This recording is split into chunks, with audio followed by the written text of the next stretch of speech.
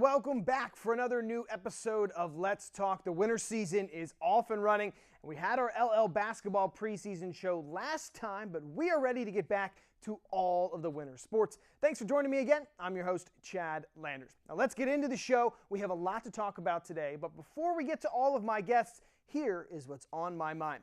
The winter season, one of my favorite times of the athletic school year, and I could definitely do without all the winter weather, the cold temperatures, but I love myself some basketball. The excitement of all the teams as the season begins, everyone with a fresh start, high hopes of winning a championship, and the players that are about to show us who the standout stars are this season. For me, I love watching those stories unfold, but even more, I love calling the games live on BRC 11. It has become a passion for me, literally makes my job go by faster and easier each broadcast as they approach. We've only just begun this season on BRC 11, but I do invite you all to check out our packed schedule of basketball games. They will air live on BRC 11, channel 613 in HD.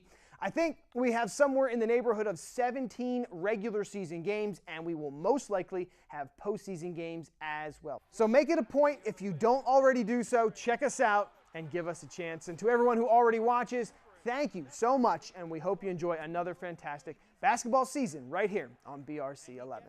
All right, enough self-promotion. Let's find out who's on the show today. My first guest has built one of the premier wrestling programs in the entire LL League. It's Matt Fittery, head coach for the Cocalico wrestling team. His squad has turned into a perennial Section 1 title contender and are off to another great start this season. Hear from the head coach in charge in Denver next on Let's Talk.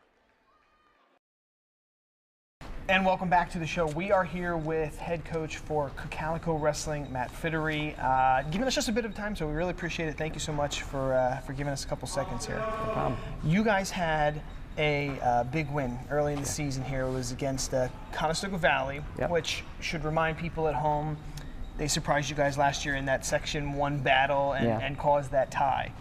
What was the message that you kind of talked with your team this year heading into it? Yeah, I think last year, I got to give them credit. They outfought us. Like, they won the close matches. They got bonus where they needed it. They prevented the pins. They just really fought for every team point.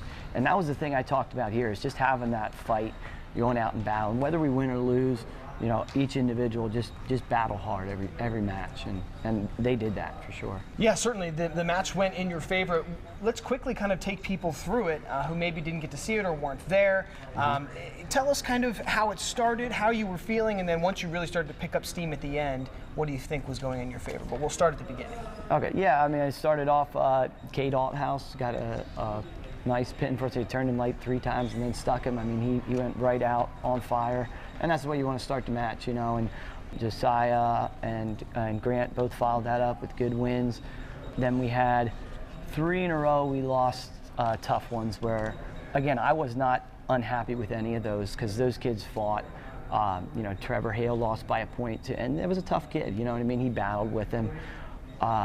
Seamus ended up getting pinned, so I mean, you're never happy with that, but I mean, he was actually beating him at the time, and again, another pretty tough kid, and he's out there wrestling hard, and then, you know, he just got, you know, the kid was looking for a big move, and he got it. Same thing with Alex May. You know, he wrestled tough. I think he lost like 10-7. He was back and forth. He was battling in that match against a good kid, and, you know, just didn't come out on top. So I don't get upset about that. And then once things started really churning in your favor, you had some heavy hitters coming up. What was the feeling inside? Could you see a turn in the team then, their attitude? Yeah, absolutely. I mean, once you get that momentum going, you know, Sensenig then got that pin. Zimmerman with that huge win. I mean, that was one I think they were favored on paper, you know, and he just, I mean, he gutted it out. I mean, he's a tough dude, and he went hard and beat a good kid. Sola followed it up, wrestled tough, pinned a kid, and then we knew we were the favorites in the rest there too, and they did their job, and it was awesome. Moving forward now, if we take a look at your team, I feel like solid wrestlers up and down, which has to make you as a head coach very happy. Guys that come to mind, Josiah, Gare, Fritz, Fromm, Beringer, just to name a few. But talk to me about some of those guys and how much confidence you have in them that they can really be solid anchors on your team here. Yeah, absolutely. I mean, it's always nice to have, you know, some hammers in the lineup. You know, we have 2 returning state qualifiers there with the medal, and Alt House was a match away from states. And then we got several other tough guys in there. Just it's nice to have that solid lineup, and really we don't have any weights where it's like, hey, we're just having a guy fill a weight. We have a solid wrestler every weight class. So it's other than 106 right now, we have to get somebody down there, but it's a pretty solid team. All right, so is this a situation now where you are looking ahead or having conversations with kids, expecting them eventually to make nice runs in districts and states? Do you talk about that at all with those kids? How does a coach handle that? Yeah, I mean, we set long-term goals, but we kind of focus on the present. So, I mean, yeah, they have that postseason goal. That's what drives them. But they're also like, we try to focus, every day we're getting better. It's not like, hey, we're just looking ahead just at that. We try to go day by day and get better every day. All right, so now I want to talk about this bold move that your program made up to Section 1 several years ago. Most teams would not do that given the option, but you chose to. Can you tell us what the thought was there? Why did you do that? Well, honestly, I think the biggest reason is just the depth of the teams. Like, we want to challenge ourselves. And Section 2 has some good schools too, but they also have some schools that have a lot of forfeits. And it doesn't really, I mean, we've been there, so I sympathize with them, but it doesn't really help the team a whole lot, when a guy gets out and gets forfeits. So it's like we saw Section 1, I mean, even though there's some good heavy hitters in Section 2, the depth in Section 1 was going to be better for us. And to get us ready, our goal is to go to state duels, district duels, and we need to be ready for that. We need to just get our team prepared for that stuff. Yeah, I like it. It was definitely a bold move, wouldn't you say? I mean, you're technically still a Section 2 team, right? Yeah, we're definitely small compared to those other schools, but I mean, Solanco's been doing it for forever. Okay. So, I mean, and they were the best team there for a while, and yes, they were. Because they were challenging themselves, and I think that's what it takes. Until you guys showed up. And constantly, I shouldn't count them out as well. Last question here. How have these new uniforms gone over with, first of all, your team? Yeah. Well, there's mixed feelings. There's some that are like, when you've been wrestling for so long in a singlet, guys are comfortable with it. And there's some guys that think they're really cool and love them. But again, like I said, I think it's all about the big picture. I think it's great for the sport. I do think they look cool. I think kids are going to like it. Just kind of have to get used to it, How has it been received outside of the wrestling room, out in the community? Have you heard either way from people? You know what? I honestly didn't hear after the match. That was something I kind of wanted to pick up on, and I want to hear some feedback, because last night was kind of our debut on that. So I would think it went well, but I didn't really get any feedback, good or bad, yet. So we'll see. Awesome. Well, thank you so much for talking with us. We really appreciate you just giving us a little bit of time here while you're getting ready for practice. Yep, no and problem. Obviously, good luck the rest of the season. We're going to have our eye on you guys, because you guys are shooting towards that Section 1 title again, right? Thank you. Yep. All right. Well, Coach Matt Fiddery here. We have to step aside, take a break. When we come back, we will be heading to the bowling lanes. That's right. We're heading out onto the lane, so stick with us. We're going to take a break and be right back. And we are back here on the show, and it is time to head into the bowling alley and talk with one of Warwick's bowlers here. It is Isaac Erickson. We haven't had any bowlers on the show before, so you're the first one. Thank you for coming on. Yes, appreciate it. Let's get right to it. You're looking forward to a pretty good season for yourself. For sure. What kind of expectations have you kind of set for yourself? What kind of goals do you have this year? I try not to set many expectations for myself, but the goal is to make top level regionals, cut side qualify for states, and for the team, I mean, we've already improved a ton this year. So, but to get back to bowling at states would be great this year. Okay, so definitely individual goals and some team goals. We saw some video the other day that you almost bowled a 300, right? Yeah. What was the final score you had there? 298. So, why don't you explain to people what happens when you almost get a 300 and a 298? Because I didn't personally know that. I think it might have been in that scenario a little better, because once you, shoot a perfect game, it's kind of hard to come off of that because you expect to do it again. So, but it was good to do it for the team to, get us into top position for qualifying. 298, so it's basically just missed 2 pins, right? Yeah, on the last shot. On the last shot? Yeah. What were you feeling as you were going through it? Do you get nervous? Are you kind of in the flow? How does that work? Usually I get into a pretty good rhythm, but the 10th frame I was definitely nervous. Knees were shaking a little bit. But it felt great to do that for the team. Yeah, that's so. Let's think back to last year, right? Yeah. And you got hot at the end Yeah. of the season, right? And I believe you were the Eastern Regional champion. Yeah. Is that correct? Correct. What was kind of clicking for you then? Mindset and just how you were bowling. When I bowl good, it's usually because I'm not thinking too much, and when I'm bowling like I have been, I'm thinking way too much. So, stay out of my own way, keep out of my head, and just bowl. And then you made it into the finals of states there too. Yeah, I qualified second and ended up runner-up there. So, It had to be a good feeling. yeah, it was great. I mean, I didn't hasn't sunken in yet to be second in the state, but it's a great feeling.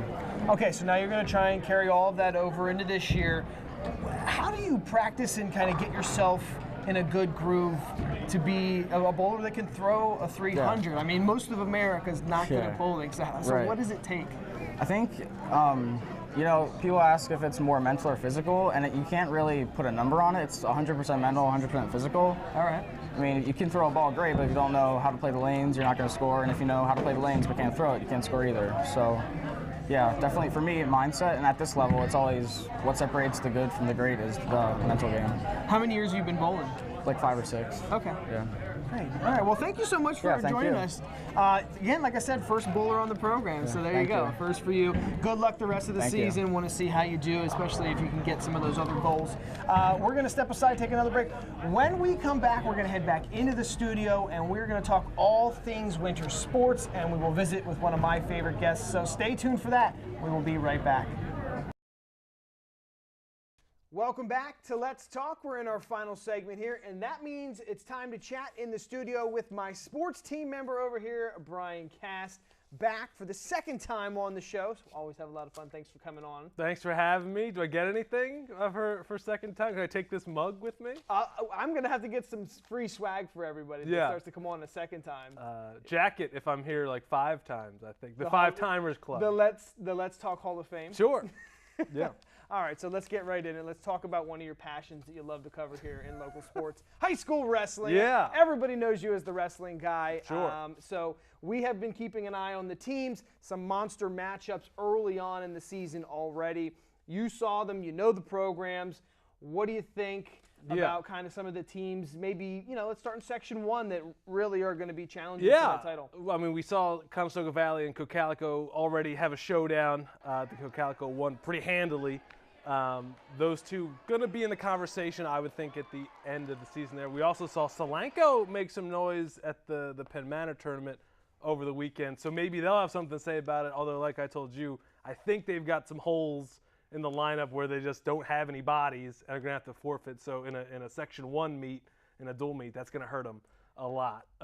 But yeah. Penn Manor, Penn Manor, we'll find out tonight. I mean, they're at Conestoga Valley. Okay.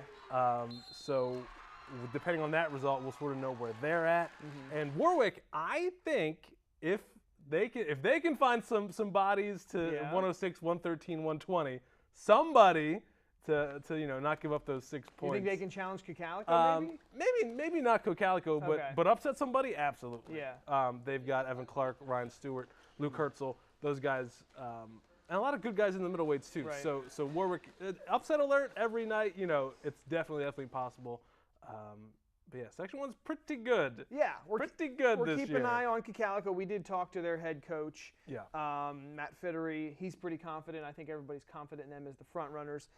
A little nervous about Solanco after that result at Penn Manor. They did really well, so we'll have to see about that. Ben Root is back, and AJ Wilson is still there. We can't believe it. Yeah. And the uniforms too.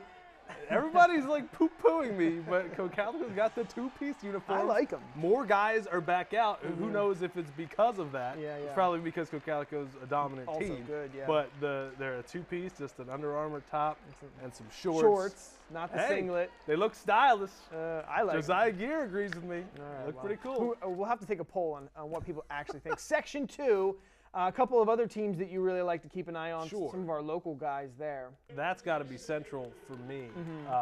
They had a transfer, Keegan McCord, in from Donegal, who's getting to the finals of tournaments. How about the that? Manor Yeah. tournament. He lost to Ben Fromm from Cocalico. So he's at the upper weights there. Garrett Fittery's back out from football. He didn't wrestle last year. Betancourt is there, obviously. And Will Betancourt is back, defending district champion. Yeah. So Yeah, Central's pretty stacked. All the Zeemers as well. Oh, Zach that's right, Zeemer, the Zach, Zeemers. I forgot Cade, about that, Connor, yeah. there's 3 of them. And a new head coach too. Correct. Which I just feel like the energy with him is just kind of increased. Yeah, Billy Chamberlain was on staff the last 2 years, ex-Cumberland Valley wrestler. Sorry. That hurts me. But I'll give him a pass. Yeah, but no, he's got those guys fired up. That room was filled with guys, and they were working hard. And it seems to be they've already beaten Garden Spot. Who's a good team, solid team up and down. Yes, love my Spartans. Yeah. But right, so I mean, I said that was probably gonna decide much of the Section 2 title there, and it's so early. Really early, yeah. And I had asked them, is that weird to have that so early? They're like, it's the same as any other thing, which probably is. Everybody's healthy. Anybody else in Section 2 that might pop up there on the radar? I don't know what, is LS there yet? Probably not. I feel like everybody else has holes E-Town to there fill, yet? yeah. Right. I think everybody else is just lacking the amount of bodies. So yeah, look out for Central. Yeah, I know you guys are excited to get on air. And I think you and Central Jan. Cocalico wrestled that Saturday in January. Okay. On our channel. So Yeah. that's going to be interesting. Yeah. Section 1 and you 2 and Jan, clash. we'll get you guys underway Jan, very soon. we're going to have to calm Jan down because I think he's going to be jumping out of his seat. All right, well, we have to switch away from wrestling and then over to one of my passions, basketball. Yeah. Good start to the season, I'd say, for some of our teams. Section 2, going to be a lot of fun to watch. We've really been focusing hard on that. Tell everybody who you and we're kind of keeping an eye on there. I think last night we saw Garden Spot boys, Ephrata boys. You really loved the Garden And Spot basketball team this year. Well, I think they're unbeaten in Section 2. You saw them on Friday night. I did. That was a weird game for They them. have a really interesting swag about them. They're very intense, very in your face, almost like they try to bring the fight to you Sure, and see how you react to it. It's aggressive. And Yes, that reminds me of McCaskey teams in the past. That's right, because you're an alum. Yep. They get in your face, like you said, and if they're gonna press you if they're gonna be in your face down the court the whole game. Yeah. Now you said they stopped that at some point. Well, they were with up the so lead, big, yeah. which was dangerous for them because that's not the way they're used to playing, No. and then bad things start to happen. But yeah, we saw them last night. I mean, Ephrata was without Xavier Rodriguez for the first half, yeah. but they got a lead. They kept it up, and I mean that crowd was hot. They've by got all so many accounts in that guys gym. that can score. I mean, it's past the 5 guys, so it's just Yeah. it's really hard to defend that for 4 quarters. And they knew it. They knew it that coming in. They wanted us to come out. We talked to them. Not a ton of size, but it doesn't really matter. No. But yeah, you saw Cocalico had some size and sort of abused that to get back in the did. game. They So that's how you beat them. You just can't be down by 20 from all the That's three-point true. shooters and everything. They do have a lot to. Yeah. I like Ephrata. I think Ephrata will bounce back from They'll that. be there, yep. They'll learn, and I think Ephrata will be there at the end. LS is a good team. They've got the size. loss, they right? just got a loss though, yeah, to which was E-Town last surprising. night. So I guess it's just wide open, really. I think so. And Cocalico looked good. I mean, Cocalico certainly could have won the game against Garden Spot on Friday. I thought they could have, yeah. Manheim Central's kind of hiding there, waiting to pounce. Yeah. LS, E-Town, it could be like a 5-team race, really. I think, man, it's going to be crazy. Ephrata, if Ephrata all gets healthy, if Xavier can heal that finger, no splint issues or whatever, yeah, I think Ephrata will be there as well. Okay, so we aren't even to the new year yet. Do you want to make like just a real quick prediction? Who do you think? I think you're leaning towards Garden Spot there after what you've seen. In Section 2, I will say Garden Spot. Okay. Yeah, ride or die. I was leaning towards LS and maybe Ephrata, but I don't know. I'm being won over by Garden Spot. Yeah. Yeah. Good. Welcome. It's great. Maybe is. we'll get some free swag if we're We have gotten some stuff from there before. All right. Yeah, we have the ladies' jerseys. I think we got at the yard sale. Yeah. That was a secret that you didn't have to Yeah, reveal yeah, on yeah, national yeah. television. Let's wrap things up. Before we go, I want to try something here that you're not ready for. We're going to head into 2018. Do you have a moment or like a play of 2017 that really sticks out in your mind that you feel like kind of is what you'll remember from 2017? From 2017, certainly the Will Betancourt, Josiah Gear, for me, Yeah. I said Yeah, I'm you're a the wrestling guy, yep. And we were there, that match. When one of your guys, one of your local guys is going to win a district title, right? Yeah. That's great. And I think, driving up there, it's not usually like, Devin Shupp going against Austin DeSanto in Another good match. Yeah. Right, like something like that where, oh man, our guy doesn't really have a great chance to win. So we knew somebody was going to win to go up there, and Will, to do it as a freshman, was fantastic. I agree. I enjoyed that. I enjoyed a couple other things, but mine I think has to be the Effort of Legion team and what they did this summer. Just, with first of all, that incredible field. Then they get to host the state tournament, so they make that run where they host it and they win the state tournament to make history. Yeah. And then they go on to the Mid-Atlantic and almost win the Mid-Atlantic to get to the national tournament. I just think that was such a fun ride. And it may never happen again. It was just a perfect collection of baseball Every players. 30 years, like it was what was the gap? 30, 25? 90, was it 92-ish, 1990, 92, somewhere there? So I mean 25? Yeah, somewhere in that range. So yeah, it's, remember it well because it's going to be, unless they do it again this summer. No, and then maybe because their team's going to be pretty good. Who knows, yeah. All right, well, thank you so much. We have to leave it there. Actually, we have to get back to work. Yeah. We have other jobs here, so yeah. Can I have take your sip of your obligatory coffee, and we will take a break. Of course, you can always see what Brian and I are up to on a daily basis by watching our sportscast at 5 p.m. and 10 p.m. every night. You can also follow along with us on Twitter at News 11 Sports. But for now, that will do it for another episode of Let's Talk. Thanks for tuning in. Have yourself a Merry Christmas and a Happy New Year. I am your host, Chad Landers, and I'm sure we will have a lot more to talk about in 2018.